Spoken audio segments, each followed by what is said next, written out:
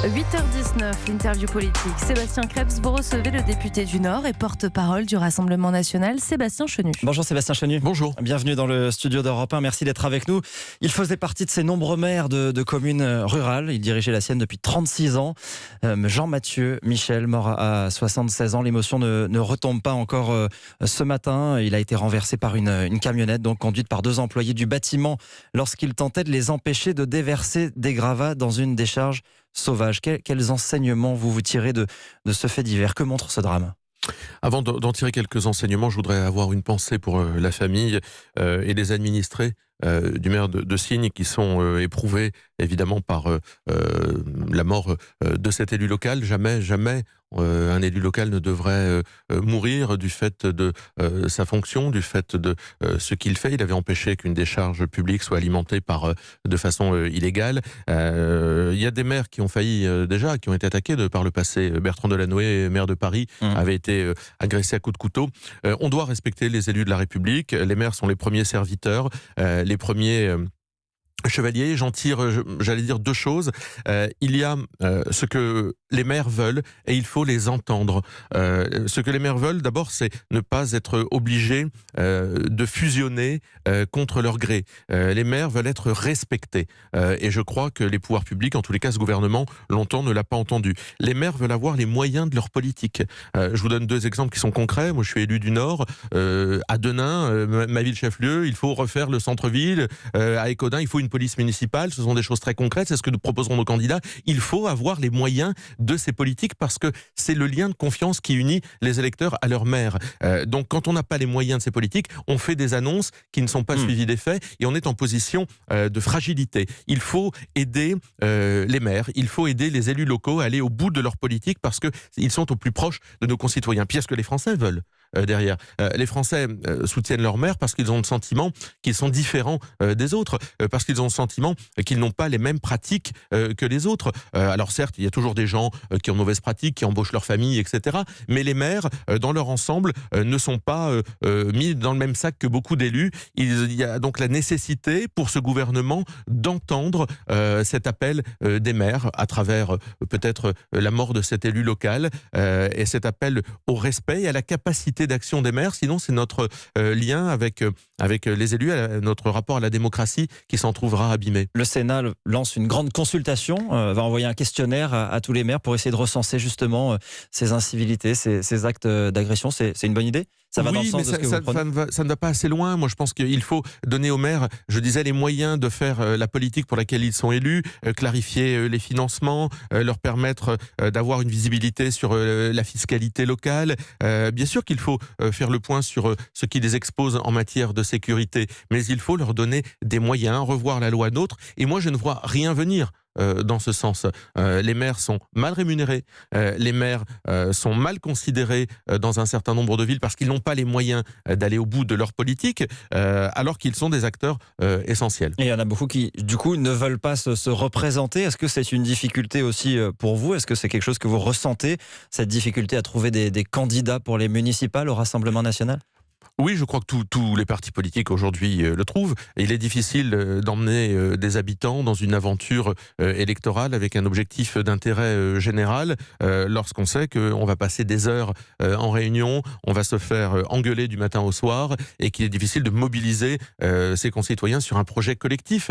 Oui, ça devient difficile et c'est la raison pour laquelle j'attire l'attention du gouvernement. Attention, toutes ces fusions obligées de communes, etc., ça démobilise à la fois ceux qui ont envie de s'engager, ça ruine les identités locales et ça ne produit pas de résultats. Ça fait disparaître les identités locales. Est-ce que ça ne témoigne pas non plus d'un climat ambiant de défiance envers les élus et toutes les sortes d'élus? On voit aussi les saccages de permanence qui se multiplient, de permanence de députés. Oui, alors je dirais plusieurs choses. D'abord, la violence, elle est inhérente au monde politique. Il faut la condamner. Moi, je la condamne, quelle qu'elle soit, d'où qu'elle vienne. Elle est inhérente au monde politique. Je vous ai rappelé l'agression dont Bertrand Delanoë avait été été la victime, parce que je veux pas que les députés En Marche commencent à nous faire pleurnicher sur le tagage de leur permanence. Si vous voulez que je vous raconte, moi, le nombre de permanences du Rassemblement National qui sont taguées chaque année, d'élus du Rassemblement National, de Gilbert Collard à Ludovic Pajot, en passant par moi-même, qui ont été agressés l'année passée encore, etc., ça fait pleurer personne.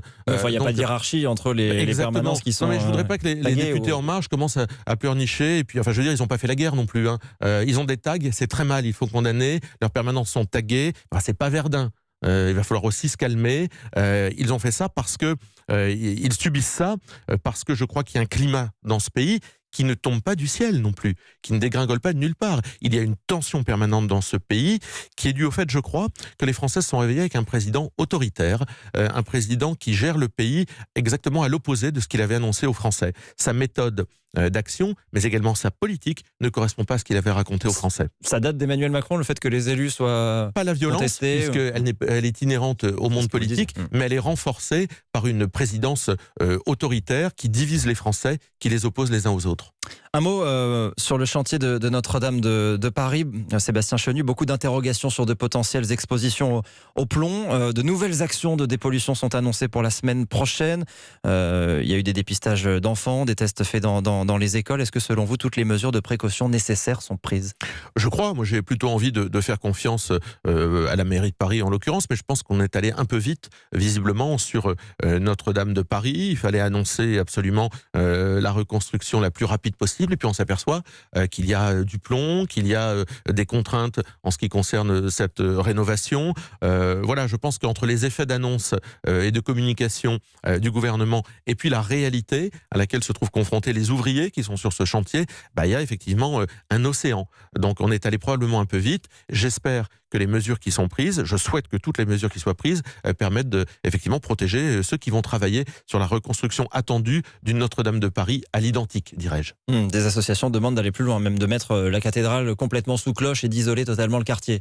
Oui, je ne suis pas expert non plus de ces questions-là. Je m'en réfère et je fais plutôt confiance à ceux qui connaissent ces problématiques de salubrité publique, et je pense que les bonnes décisions sont en train d'être prises. Je pense aussi qu'on était probablement allé un peu vite parce qu'il fallait communiquer à tout prix sur des échéances qui ne sont peut-être pas celles qui ont été annoncées. Vous avez été en première ligne au Rassemblement National avec les autres oppositions pour notamment tomber sur Christophe Castaner au moment de l'affaire Steve Canisso, ce jeune homme retrouvé mort dans la Loire après la fête de la musique à Nantes. Il y a encore beaucoup d'interrogations. Et cette semaine, l'IGPN s'est défendue. Sa directrice, notamment, a répondu aux critiques sur son rapport qu'on accusait d'être partial parce qu'il concluait qu'aucun lien ne pouvait être établi entre la mort de Steve et l'intervention policière. Est-ce que la polémique n'est pas montée un peu vite, sachant que l'enquête judiciaire, elle, se passe et continue? Non, mais il y a un mort dans cette histoire. Donc, il n'y a pas de raison de polémiquer. Nous, on a été très prudents. On a indiqué qu'on attendait la fin des enquêtes pour pouvoir se prononcer. Il y a 6 enquêtes. Voilà. En revanche, ce dramatique fait a mis en lumière la nullité et parfois l'inutilité d'un Christophe Castaner, d'un ministre de l'Intérieur réduit au rang de marionnette, qui n'avait diligenté aucune de ces enquêtes, qui avait attendu que le Premier ministre le fasse à sa place. C'était ça que cette enquête avait pu révéler. C'était qu'on avait un ministre de l'Intérieur qui était absolument pas au niveau. On l'a vu durant toutes ces années. La hausse des cambriolages, d'ailleurs, ces dernières années, devrait inciter le ministre de l'Intérieur à s'atteler à sa tâche avec un peu plus de sérieux qu'il ne l'a fait jusqu'à présent. Mais dans cette affaire, prudence, laissons les enquêtes se faire. La vie d'un homme y a été laissée, donc ça ne vaut pas les polémiques qu'on a pu entendre. Et puis ne chargeons pas les forces de l'ordre. Et j'allais dire que ce gouvernement ne cherche pas non plus à trouver des responsables dans les collectivités locales, les organisateurs qui ne sont pas les siennes. Regardons si toutes les bonnes questions ont été posées, les bons ordres ont-ils été donnés, à quel moment, les bonnes forces de l'ordre, c'était les CRS, ont-elles été employées, étaient-ce ces forces de l'ordre-là qu'il fallait employer? Et là, on verra qui a donné les ordres et qui est responsable. Ne faisons pas les conclusions avant d'avoir reçu les conclusions des enquêtes telles qu'elles sont. Mais c'est vrai que Christophe Castaner est apparu aux yeux des Français comme un ministre ectoplasmique. Vous demandez toujours sa démission? Ça fait longtemps, il y a 1000 raisons pour lesquelles Christophe Castaner aurait dû démissionner. Je vous ai parlé des cambriolages, j'aurais pu vous parler du nombre de voitures brûlées le 14 juillet, j'aurais pu vous parler du souk qui a été mis sur la place de l'Étoile le 14 juillet également lors de la victoire de l'Algérie, j'aurais pu vous parler de la politique délétère en matière d'immigration de Christophe Castaner, je pourrais vous parler de sa gestion des Gilets jaunes. Bref, on pourrait dire qu'à chaque fois que Christophe Castaner a ouvert un dossier, il l'a plombé. Merci Sébastien Chenu d'être venu ce matin sur Europe 1. Je rappelle que vous êtes député du Nord, porte-parole du Rassemblement national. Bonne journée. Merci. Merci.